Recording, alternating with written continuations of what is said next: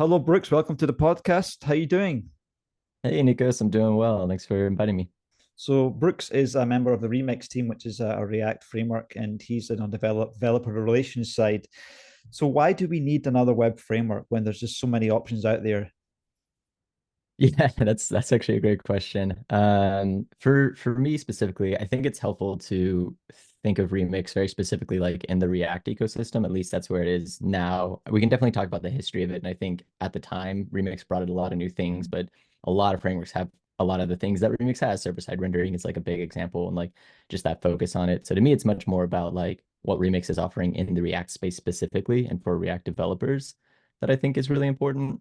So one aspect is just the fact that as React has progressed, you can still certainly do like client-side rendering apps and spas or like pure spas, single page apps like really easily with React, and all that stuff has existed for years. But React has like had a very big focus on the server rendering aspect of things and like things with React server components and what's the new thing? They've got like the server actions, all this kind of stuff that React is focusing on in the server. This kind of creates a much more like you have to do a lot more setup to get all of these different things working. And so it's a lot easier if you do have something like a framework to utilize that. But even without all of the server side stuff, like the thing that a framework really helps set up that we've kind of just like developers kind of keep going back and like we it's a pendulum like everything in web dev, right?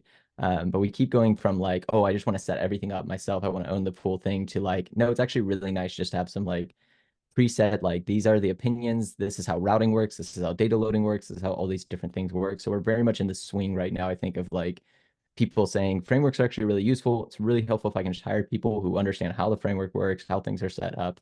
And so that's kind of like, I think, why frameworks as a whole are really popular right now. And then I think what Remix does very specifically and very helpfully is it really focuses like on the user experience. Everything is about fast loading and about things loading in parallel as much as possible, and just about providing basically everything that your user is going to need and trying to make the developer experience kind of secondary to support the user experiences. It's kind of the way that I think about it. We can of course get into like very specific details of what Remix has to offer, but I think that philosophy as a whole is what really drives Remix. That and like the being built on web fundamentals is very much the Remix model. So I think those are the things that makes you Remix unique more than any one specific feature that it has.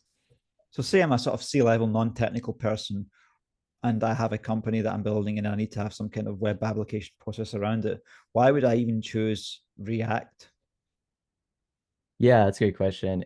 If you're non-technical, I mean, it gets hard because it's like if you're non-technical, then you probably just want to be doing something like WordPress or like a Squarespace or Yeah. whatever, right? But if you are like wanting to learn how to develop, or you want to be able to hire more people, like one of the biggest things React has going for it right now is truly just like it's the market share, right? You're going to be able to find React developers very easily. And it has a lot of resources around it. That all being said, though, like I honestly, like Remix is not the most popular framework right now. I'm not like a just go with whatever's the most popular kind of person. I think that should be a consideration of like, is there a good ecosystem and a good community around it? For me, React is still just a really, it's just an easy way to think about building applications. Basically, the way it works is the way you think about it is basically React is like rendering your entire page. And if anything changes, it more or less re-renders it. It does a bunch of smart bits to figure out what should actually update, but it just has this very top-down kind of pure idea of like whatever you're telling me to represent, that's what it should look like. And I still think that model is really helpful and really clear. As a non-technical person, maybe that doesn't really make sense, but like as you get into it and start messing around with like different frameworks that do a bunch of mutation, versus like the very pure kind of like top-down render, I just have always found that that model is much easier to think about for technical people and non-technical people. So, one of the things that a lot of pain points that existing businesses have is sometimes they change frameworks. And so they can spend millions of pounds writing some project in X framework, and then there's like five other good frameworks out there. I just don't know Yeah. how people navigate this whole thing. Like, because every developer that works on a certain framework, whether it's React and then there's frameworks on React, is vested in becoming like the best CAO guy so that he gets like good consulting fees. Like even myself. So I just I Absolutely. just I don't know how we make it easier as developers for executives not are non-technical to even decide where to stick the money for. Yeah, I agree. It's such a challenge, and I do think that it's like what my experience. I was at a decently large company before this, and my experience there was like we were trying to move on to a framework or move on to the next thing. And it's just the recognition of like both how long it's going to take us to make this decision and how long it's going to take to make this actually happen. By the time this is even done, we're like, we're necessarily not going to be on the latest and greatest. And so there's just like an acceptance of like, that's always going to be true for large companies, right? They're always going to be a bit behind. I think it's like, it's kind of funny. You'll see large companies like GitHub or whatever, like adopt React, and you're like, this is years later from when it was like at its zeitgeist of like hype. And it doesn't mean it's bad. It doesn't mean it's a bad decision. So I agree. I think I don't know how to solve that problem holistically. The one thing I can say about Remix that makes me very like confident, why I actually think it's poised as like a very unique framework in this space is some of the recent work we've been doing around creating like a spa mode. So that's like a pure single page app mode, which is kind of a weird misnomer because technically Remix is like already a spa, but that's another conversation. So having a spawn mode, which kind of allows you, and also moving on to like Vite as our compiler versus having like a closed compiler. Because our idea is like React Router has existed for a long time. That's a library that Ryan Florence and Michael Jackson, the founders of Remix, created like 10 years ago. That's been existing for a while. It is the most used routing system in React. Like that's non-debatable. Like that's just the reality of it. And so Remix is built on top of that. But until this moment, like you can move from one to the other and there will be concepts that are the same, which is nice, and even some APIs that are the same. React Router 6.4 was a big example where they made the React Router APIs very similar to Remix, but the actual transition was still like a binary. It was still like a 0 to 1, or maybe you could do a bunch of config to make it like at a route level. But with like the spa mode, this really creates a really nice bridge from React Router to Remix. So to me, it's like that should help at least with the decision, because it's not so much like, oh, total rewrite. Let's, we're going to this completely different framework or anything like that. But it's much more like, okay, cool, React Router is service for a while, but it's time we want to upgrade to something like Remix because all the nice batteries included kind of stuff that it gives us. The transition there is much more seamless. So I'll ask one more non-technical questions, just so that for my listeners Sounds that good. are Yeah. just for my listeners that are not programmers, like hardcore devs like us, that can sort of maintain their interest in this podcast before I start talking technical. Yeah. So one thing that frustrates me, and I'm sure anyone who's got a business, is that a lot of times when I see code out there that's written, and by code I mean the lines of instructions and syntax that tell computer programs what to do for websites, is that they're sort of written in a way that it's almost expected that it's going to be thrown away. And I hate writing code. Mm. It gets me into trouble quite a lot of times, actually, with clients. I hate writing code that I know it's going to be thrown away, because I just know that's going to cause so much pain down the road. So Mm. how do we get like frameworks and like meta frameworks, and like Remix, which are built on top of a framework on top of a framework? How do we get to a point where we're writing code once and it just stays there for like forever, or for like 10 years, so that we can just stop wasting so much money for venture capitalists and business owners? Yeah. Oh man, that's a huge question. It I is. don't know if I can definitely solve that for like the whole industry. I will say like, man, yeah, that's a tough one. I do think there's probably a bigger cultural problem there. I do think that there's a degree to which it's like we as developers we like to change things. We like to fix things when maybe things already are good enough or they work. There's this idea of like legacy code. I think something I don't remember how Ryan had like a really nice little phrase he called for that, but it's basically like, hey, that's the code that's like paying the bills. Like that code that's been sitting there for 10 years. Like, sure, it's legacy, but it's the stuff that's paying the bills. So like I do think there's a culturally like we just need to be a little bit more we really do need to make sure that we are like weighing those costs well. But I also think just has to be an acceptance that it's like all software essentially will be rewritten at some point, more or less all software. That just kind of is the reality. Now, the in between though, what I would look for like in a framework is what is their track record with like major version upgrades. And so that's where I do think Remix at least has a little bit more of a better experience. The way we try to do major upgrades is we really, really, really, really try and we try not to break anything as much as we possibly can. Eventually, we will have to change some APIs or break something in some way, but we try to be very clear about when that's going to happen. We try to give like pretty much like a year in advance, like knowledge of that. And we use things called future flags. So it's like a way to enable a new feature. If we're adding a new feature that you want to play with, we add an unstable like prefix to just whatever the feature is called, so that other developers can play with it before we actually release it to the full public. Because we're worried that if we just release the best version we think we have, it may work really well, but there may be just something we missed, a bug or whatever it may be. And so we find that letting like the community actually use stuff before we stabilize it makes it a lot less likely that we're going to change it in the future. So Remix does try to like take a really, really strong approach to not introducing breaking changes, or when we do have to introduce a breaking change, introducing it very incrementally, allowing you to upgrade for a long time. So that's kind of the best thing I think that we try to do to avoid that just constant churn of rewriting stuff. So I'll just do a shameless plug about one of my own solutions for this before I start Yeah. talking about Remix, which I love, is that I'm making this thing called vanilla JavaScript patterns, which is like a Oh, router cool. and just a way to have using just the JavaScript and the DOM to have like things that will never change. So at the moment, I'm making a sort of Uber menu nav that can sort of work, has sort of horizontal and vertical mode, has burger mode. Have a bunch of other components there that I'm working, but it's not just really designed for big enterprise apps. It's just a little thing you want to throw together. And the code that I write there, I never have to update it because it doesn't have any dependencies. But then again, when it comes to state changing things, I have to do everything manually, reactive with vanilla JavaScript, which is a lot of people just do not know how to do that well. And I guess Fair. I'm still discovering how much I can do it well because I'm still like adding things to it. But I'll put that little series there. Yeah, So yeah, I'd love to see it. so come to talk about tech now, and everybody else that's not a programmer might just want to leave the podcast. But if you want to hang around, then we're going to go deep into this now. Um, so I like Remix because it just seems to get out of the way of me doing things, and the typing experience is good. So I did try Solid for a while. Actually, Okay. we're building a little startup, and it's easy to say something a startup when it doesn't have any customers, it doesn't have any money. But Right. I'm trying to build a startup again.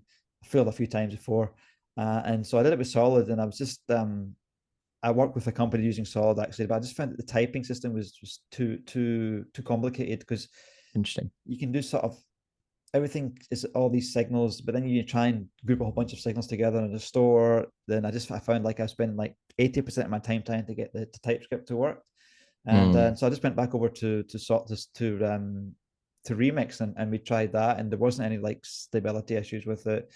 The typing just seemed to work a lot nicer. Um, and the tutorial was excellent. I did a video of me doing sitting doing a tutorial. I think I spent about two or Hmm. 3 hours, and I put it into like a 30-minute video. Nice. Um, the team's really friendly. They're supporting me doing a meetup. I'm just finding that there's not much, and also the Visual Studio Code, the debugging works really great. I can just like go and Visual Studio Code, and I run this sort of basically copy pasted this config in Visual Studio Code, and I can sort of line debug the server side functions as well as I mean when Yes. you render a remix page, everything's just render side anyway. So you can put a breakpoint in Yeah. the React component that will stop before it renders on the browser, and then it Yep. also will do the on server data, or I forgot the name of the function, but it also stops there. But I Yeah, started in the yeah. Solid Discord, and nobody gave me an answer. This is console log. I don't use console.log, man. I just can't do that. I can't sit and write a million That's console hilarious. logs. That time's so valuable. So for Yeah. me, that was probably the biggest thing for like this framework, is that the debugging experience was great. And I think you should add that guys to your notes, because I want to be able to step through each line. Because when I'm using the new framework and something's going on the server side, I don't have a clue what's going on. I have to see all the Yeah. variables to know what I'm working with. And a lot of Totally. times frameworks they don't explain how to do that. Yeah, But I that's just there was frustrating. this SEO found it for me. I mean, that really needed that. That's good. Yeah, that's great. And honestly, like, I mean, that's the thing.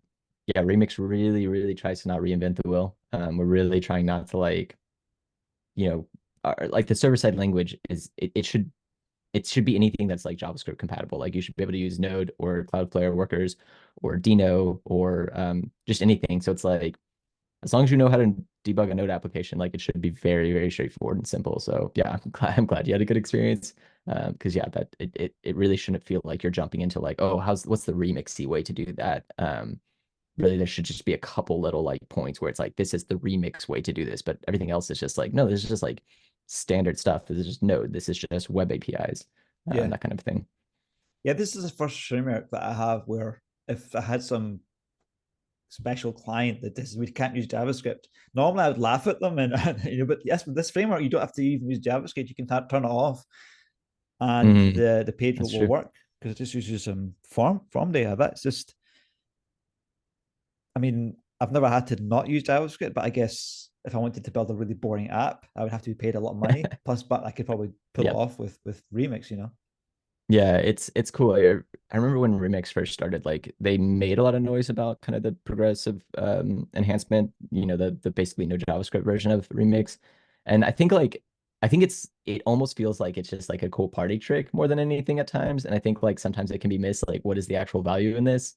And so yeah, it's like it's not there are a few people who like are like, no, I try to browse the entire web without JavaScript. And they're a very specific group of people, and maybe you're catering to them, but you're probably not because it's like we're talking about maybe thousands of people, if even. I could be underestimating that, but still. The reality is it's more often than not, it's if you're on your phone and you go into a tunnel or whatever, and you lose service, do you want that page to completely like crash or do you want to be able to like at least still like maintain what you have?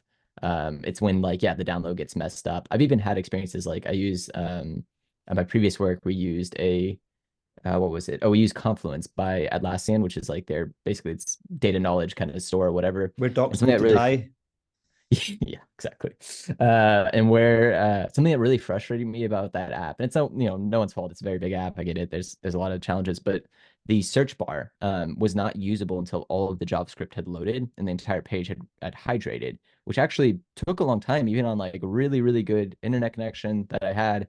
It just took forever because it's a very, very big page. It has a lot of JavaScript to run, to download and to run. So it just was this minor annoyance that I had to deal with every single day, even in my nice cushy job with like, great internet access and whatnot. It still was just this very simple thing where it's like, there's no reason that I shouldn't be able to type into this form or into this input.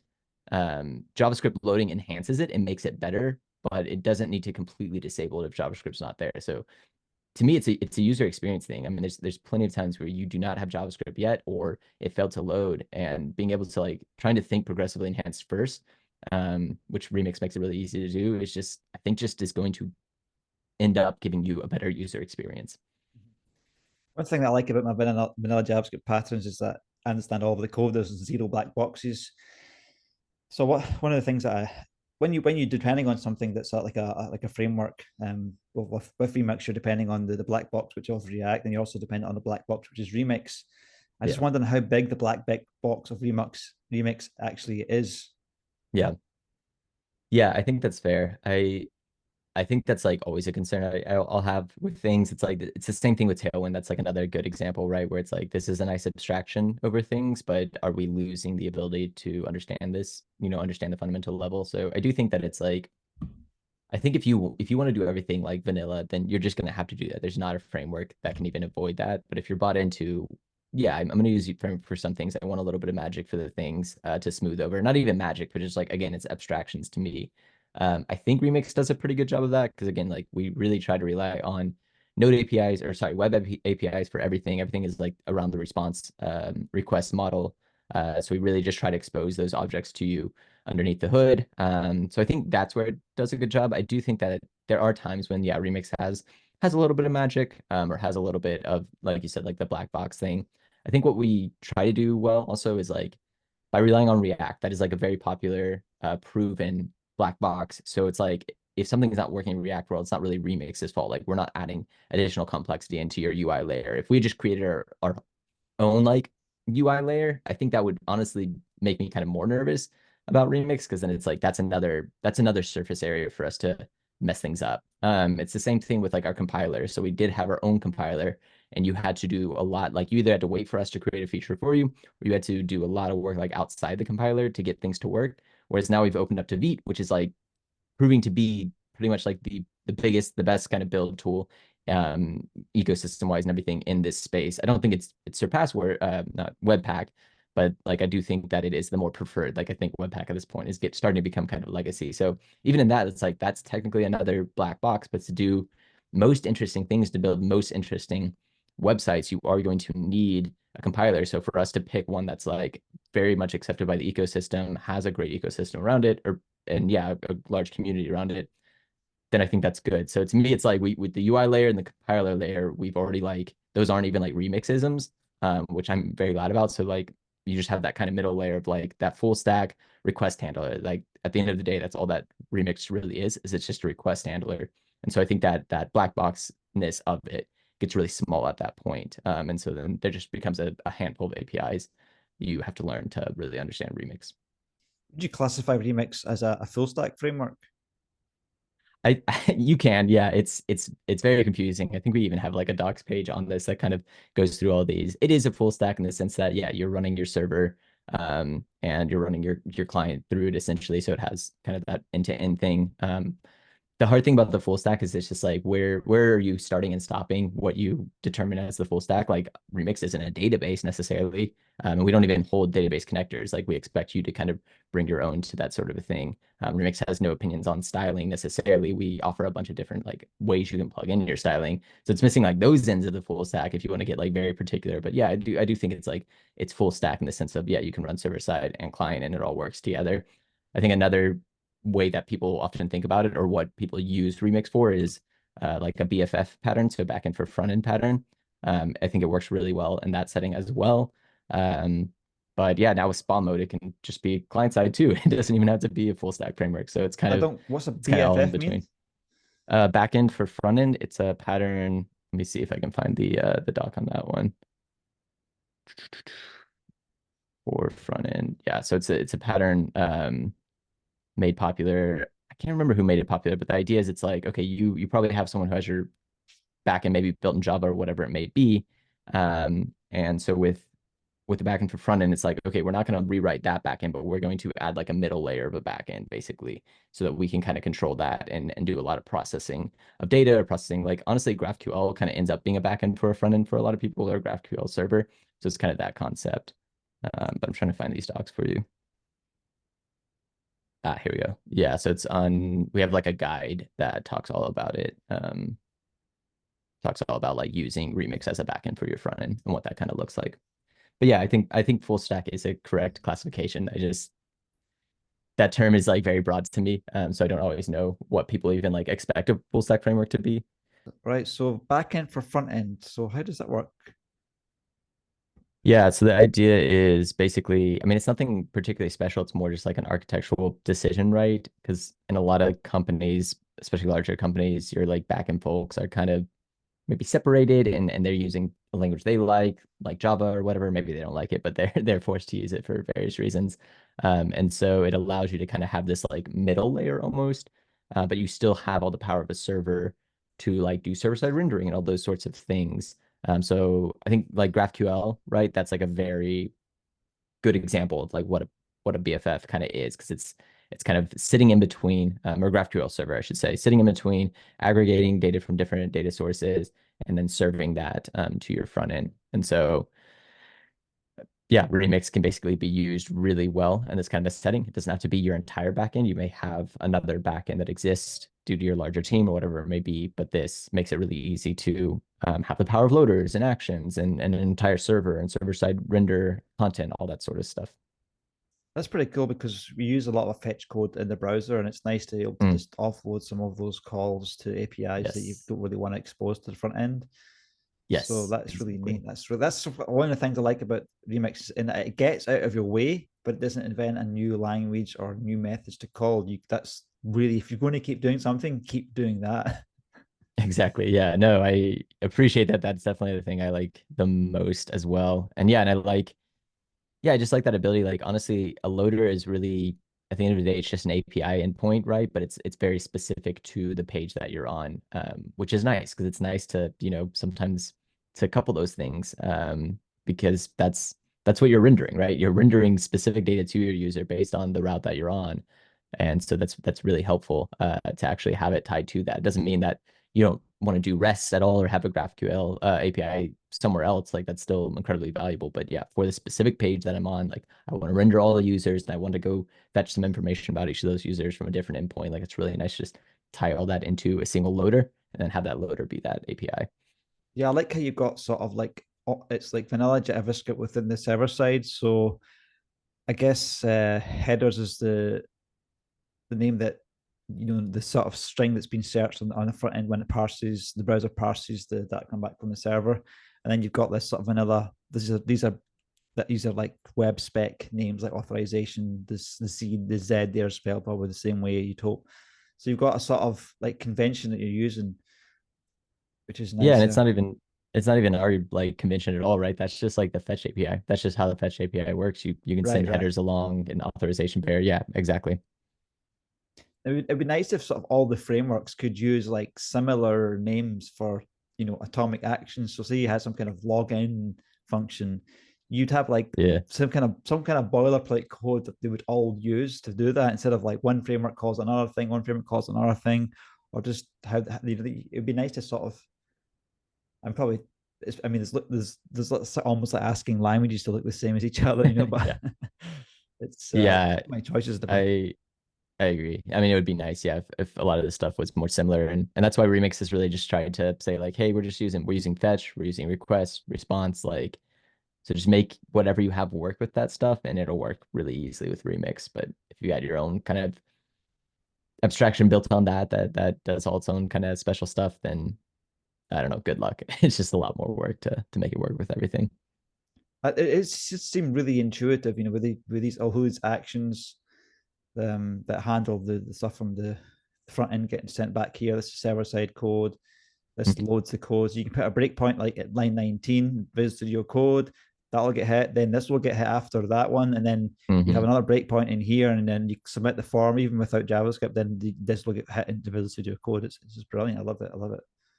Yeah, I really love it too. And I find like whenever I'm teaching people Remix for the first time, people, I think like this takes them just a second to understand like the kind of relationship between action loader and the component. But like you explained it perfectly. Like as soon as you understand that, it's like, oh, the loader loads the data. The Yeah, component actually displays the data. When the user interacts with a form, that triggers the action. That yeah, re-triggers the loader. And like that just restarts the entire cycle. Like it's really yeah, simple. You can that's how every single application, like essentially that's all it needs to build really cool yeah. stuff. I absolutely love the way this is typed. So this user data, this type of loader, what Mm-hmm. it does, I don't know how you do it.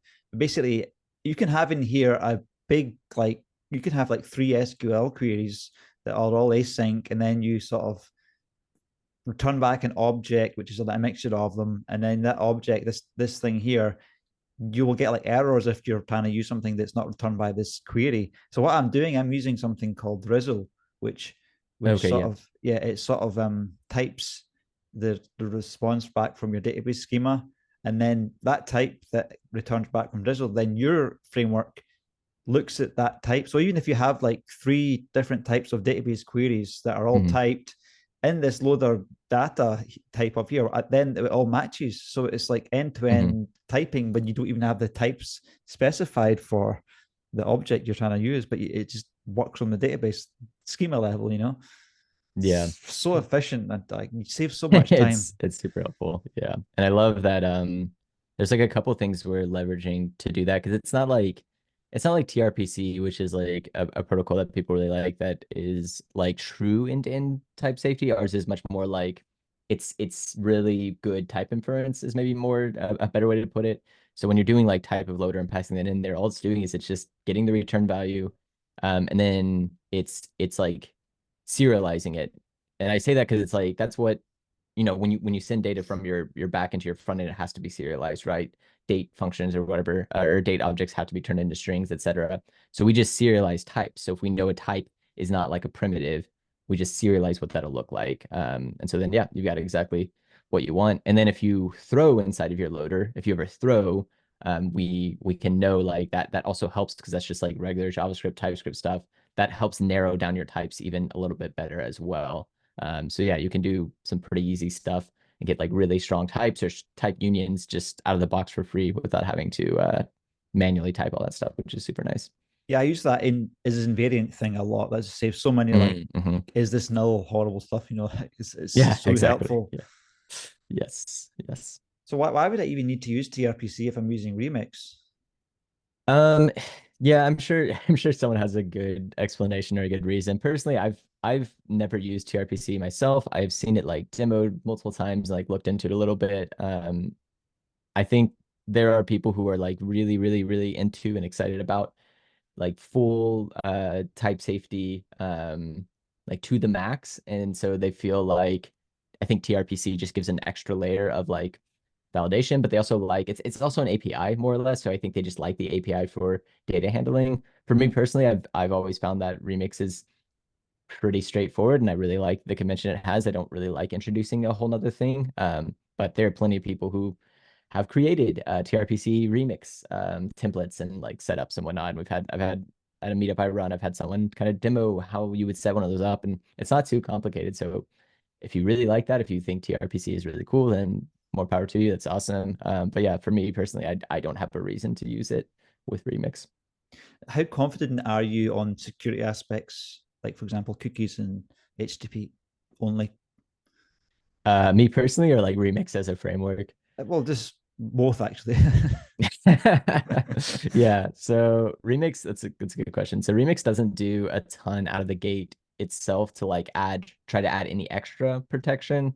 It basically is just like you use, web fundamentals, like you should be auditing your security no matter what. Like you should never really trust a framework just cannot handle everything. Like there's always Yeah. most security holes are created by users, right? The only thing I think that we could say Remix does, it's not even what Remix does, it's what React does, but is cross-site scripting, like escaping tokens and whatnot. So React already is doing that.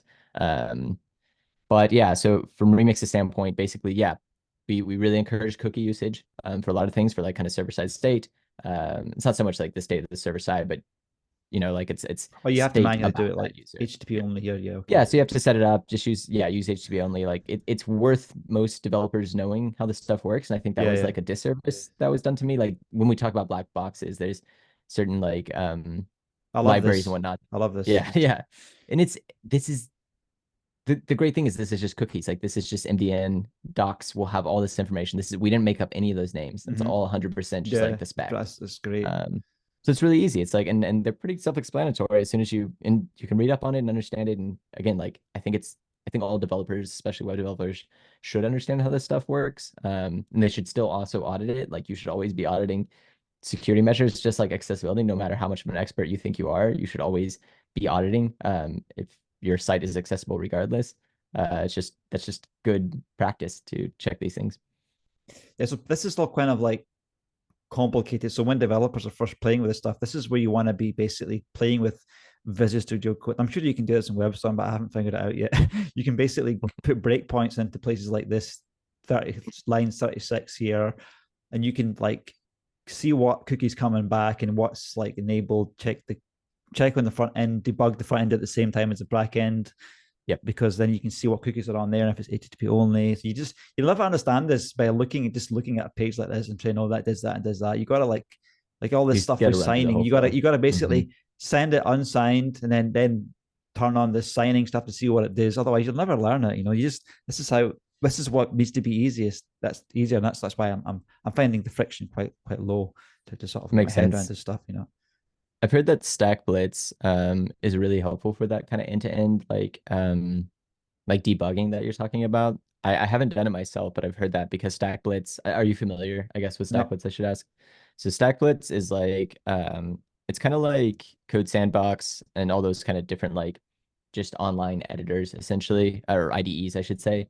What's really unique and special about it is it runs purely like in like workers essentially, or like in service workers on your client. I think I'm using the right term. So it's like it's running Node in your browser, believe it or not, which is wild. So what's really nice about that is you don't have to run like cloud infrastructure just to run an IDE in your browser. But B, what's really nice about it is when you do actually add breakpoints, because it's all running within kind of the same like thread, those breakpoints actually work, I believe, the way that like you would want them to, right? It's like, oh, I stopped at the loader, now I stopped in the client, now I stopped in the action, and that kind of a thing. So it's a really useful tool for doing exactly what you're saying of like, oh, I just want to play with this idea or just really understand what are cookies doing. I want to follow the whole flow.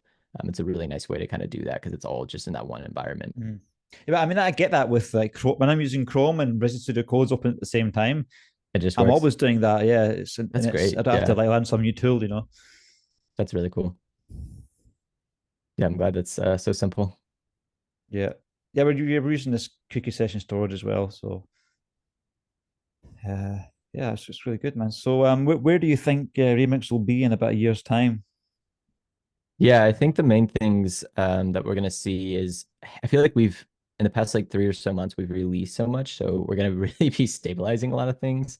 So I think that's one aspect. But in a year, I definitely like this is honestly just as much speculation as anyone who like I don't have a ton of special insider knowledge. We try to be really public with our roadmap and talking about all the things that we're doing. I think that yeah, Vite will for sure be stabilized by then. So we'll definitely be on like the Vite ecosystem, which means that we'll have a lot more, I think, templates and plugins and all sorts of stuff that people have built. So I think that will just be richer more than anything.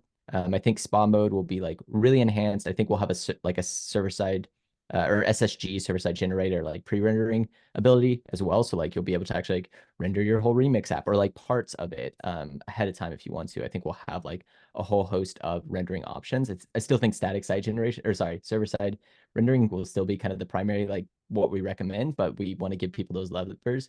So I think rendering will be just really, really enhanced. I think we'll have a lot of patterns around like our client loaders and all our client data stuff that we've been doing to where people will be creating some really sophisticated apps. We'll have probably a really interesting progressive web app story, I think, that will kind of come out of almost userland at that point as people are just playing with all these different things we have. And then I do think that we will have in a year, like I really think that we'll have React server components, but I think they'll look quite different than like what people are used to so far. Not that like the fundamental thing is still it's still the React spec, but I think the way that you're going to be able to use them is it's much more going to be tied to like your loader data. And it'll come in through the loader. And you'll basically be able to like send a component down through your loader and then use it in your client, which is it's kind of hard to talk about with actually like without going into it. But there's already an RFC for this, and I think it's a much more optimum way to do it, and will give all the power of what RSC React Server components are really good for, without making you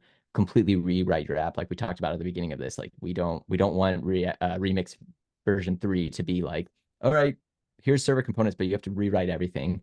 That would be terrible. Like we would just lose the trust of almost all of our users, I'm pretty sure at that point. So we want it to be really opt-in and also for the situations where RSC makes sense.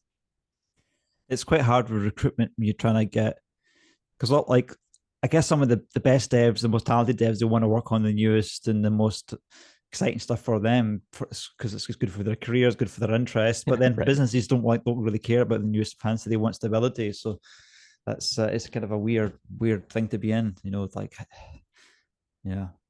Yeah, I agree. It's a tough problem. I think if you can find a job that, allows you to explore new things or, work on new stuff or come up with new ideas, then that's awesome. But also like I think it's okay to work on stuff that's like not the latest and the greatest necessarily, because it's old tech is still like there's a lot of it that's really great and really good. So if you're happy developing in whatever framework, whatever that has existed and works and you get paid for it, then that's also okay. Like you definitely don't have to be riding the bleeding edge. I think there's a lot of definitely like personality that goes into these things.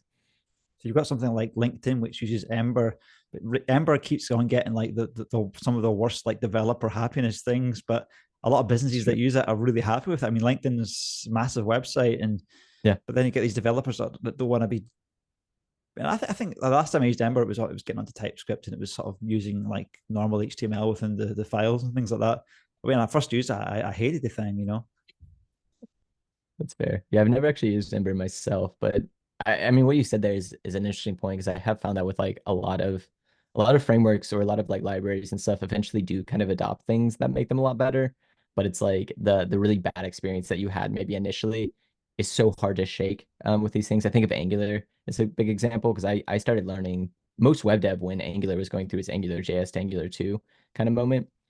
So I kind of had that experience of like, yeah, this seems weird. This seems like a split like kind of community right now. But then you kind of look at Angular now and it's like it seems like it's an island, but it seems like the people who are on that island really like it and it has some really cool features and some good ways of doing stuff. So I feel like all these things, as long as they're actively maintained, tend to get better. But it's really easy to just have an impression of like, oh, this was bad at this one point, so therefore it's bad for all of eternity. But I don't know. Yeah. One thing I don't like about some of these job ads is like they'll go on, so you need 5 years of Angular 2 or 3 experience. But then, Yeah. like, I've been a web developer for 16 years, so like, what are they doing differently that are different from Yeah. every other web that I've been doing? Like, why can't I on ramp quicker? You know? Yeah, it's such a, I mean, it's like a meme at this point, right? The whole like X number of years. And it's such an odd metric too, because it's like those years could be are so arbitrary. Like what does that mean? Does that mean that I learned it 5 years ago, haven't touched it, and now have used it? Does that mean I was consistently using it for 5 years? Like it's just not a good metric. Like you want to know if people can build in it, not if they have built for an X amount of time. It's very odd. I don't know why companies still do that. Maybe it's 5 years, not including sleeping and drinking and exercise. So it would be actually Yeah. you know, like closer to 15 years normal Exactly. experience. You know, Exactly. Yes. Yes. how many hours have you spent on this framework? Would be better Yeah, metric. really. Right? But what, yeah, what good does that do? Because it so matters what your experience was and team that you were working on and the abstractions you built within that framework. Like I've met some React developers who have a very fundamental understanding of React than I do because the way that they were taught to approach React had all these ESLint rules and all these different abstractions and like CSS and JS libraries they had to use. And so they learned almost a completely different language than me at times, which is very funny. But I do hate the way that JavaScript can be styled in an arbitrary mm, way. Why can't we just get rid of all these slight linting rules? Just have the standard. I guess that's what Python did, and that's why it's so popular.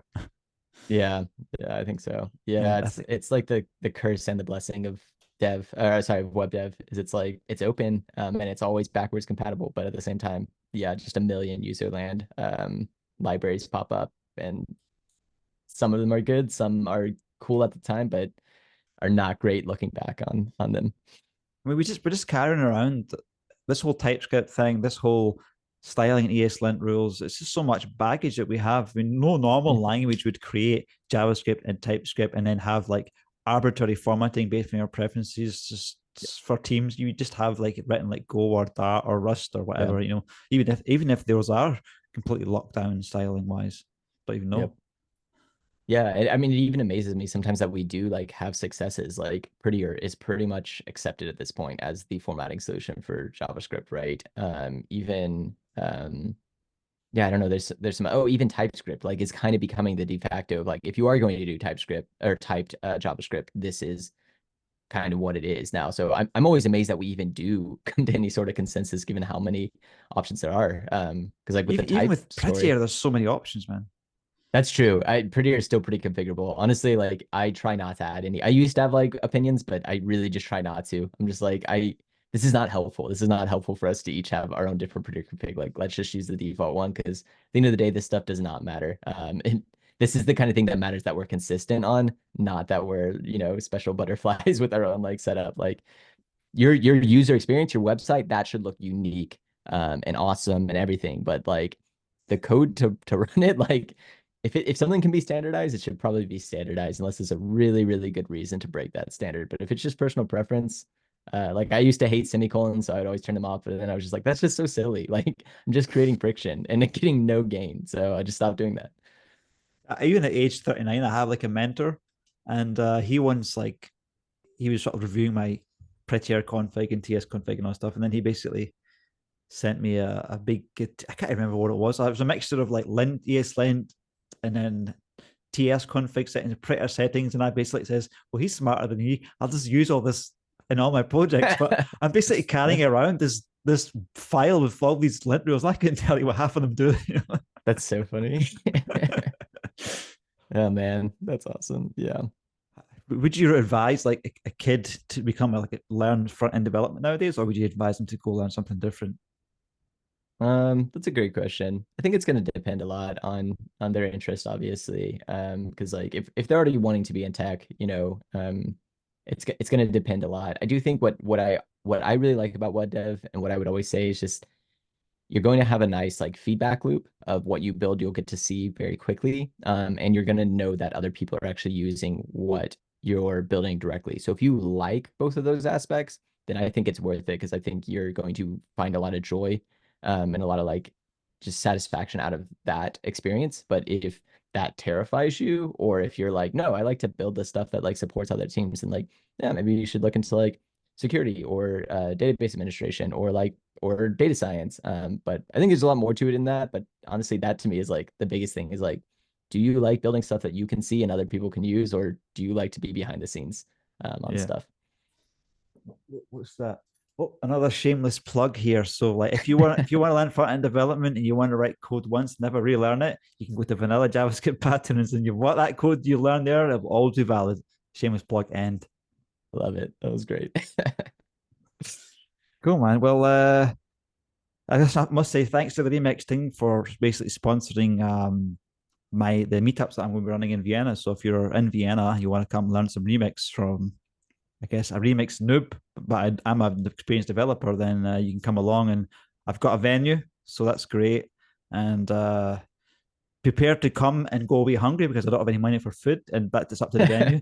And I'm not going to fork it out of my own bank balance. So bring some sandwiches, but you're going to be learning Remix. So That's awesome. I love cool. it. Yeah, I'm really excited to see how it goes. Cool. Anything else you want to share with us? No, I just want to say, yeah, if you haven't tried Remix, definitely you should try it. And if you're getting stuck or need help, we have a really active Discord. That's how Nikos and I met. So definitely please like jump in there and ask a question or just meet some folks there. A lot of cool people who are working on really cool stuff in that Discord. Cool. Well, thanks very much, Brooks, and everybody, web developer still watching. And if you're not web developer, round of applause for you for hanging on. Hopefully, you learned something interesting from this career path that we made. And yeah, we'll see you shortly on this podcast soon. See you all later.